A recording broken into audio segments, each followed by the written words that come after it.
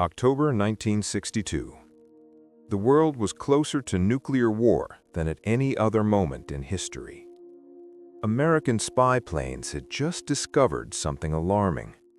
Hidden deep inside the countryside of Cuba were missile bases capable of launching nuclear weapons toward major cities in the United States. Within minutes, millions of lives could be at risk.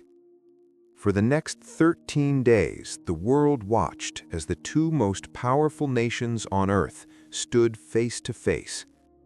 On one side was the United States, on the other, the Soviet Union. The confrontation became known as the Cuban Missile Crisis, and for a brief moment in history, the future of the entire planet hung in the balance. This video is created for educational and historical purposes only. It does not promote violence, war, or any extremist ideology.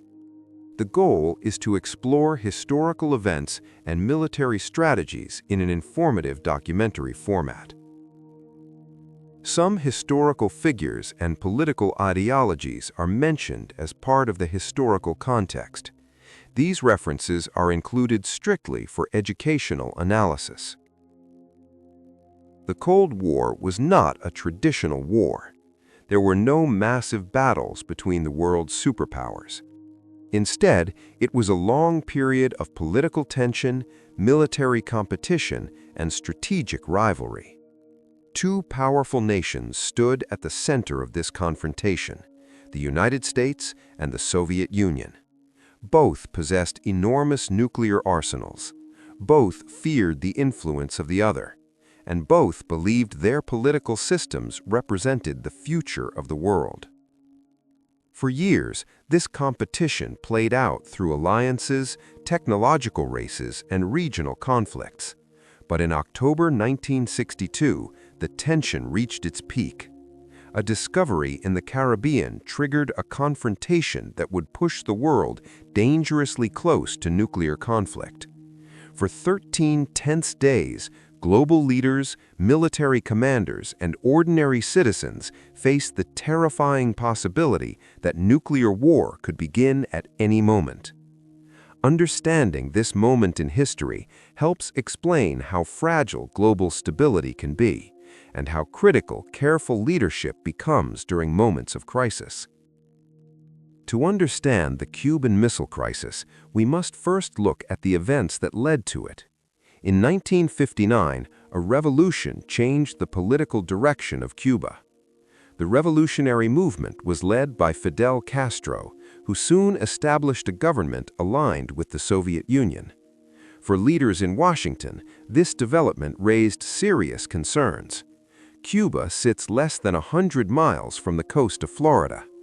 Having a Soviet-aligned government so close to American territory created a new strategic challenge. Relations between the two countries quickly deteriorated. In 1961, the United States supported an attempt to overthrow Castro's government. This operation became known as the Bay of Pigs invasion.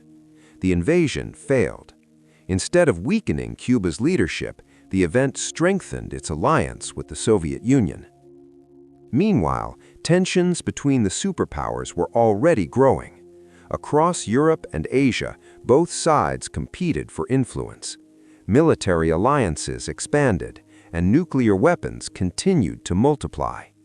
Soviet leader Nikita Khrushchev faced a strategic imbalance.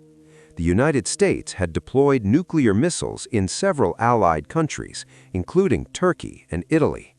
From these locations, American missiles could reach Soviet territory quickly. Khrushchev wanted to restore balance. His solution was bold and risky. He ordered the secret deployment of Soviet nuclear missiles to Cuba. If successful, these weapons would dramatically change the strategic equation. In the summer of 1962, Soviet cargo ships began arriving in Cuba. Officially, they carried industrial equipment and defensive weapons, but inside the cargo were components for nuclear missile launch systems. Construction crews worked quickly. Missile bases were built in remote parts of the island. The operation was meant to remain secret, but secrecy did not last long. On October 14, 1962, an American U-2 reconnaissance aircraft flew over Cuba. The aircraft photographed the construction sites. When analysts examined the images, the conclusion was unmistakable. The Soviet Union was installing nuclear missile launch sites in Cuba. The photographs were delivered to the White House. President John F. Kennedy now faced one of the most difficult decisions of his presidency. Several options were considered. A direct military strike could destroy the missile sites, but such an attack might provoke retaliation from the Soviet Union. Another possibility was a full-scale invasion of Cuba, but this carried enormous risks. After days of intense debate, Kennedy chose a third option, a naval blockade. The United States would surround Cuba with warships. Soviet ships carrying military equipment would be stopped before reaching the island.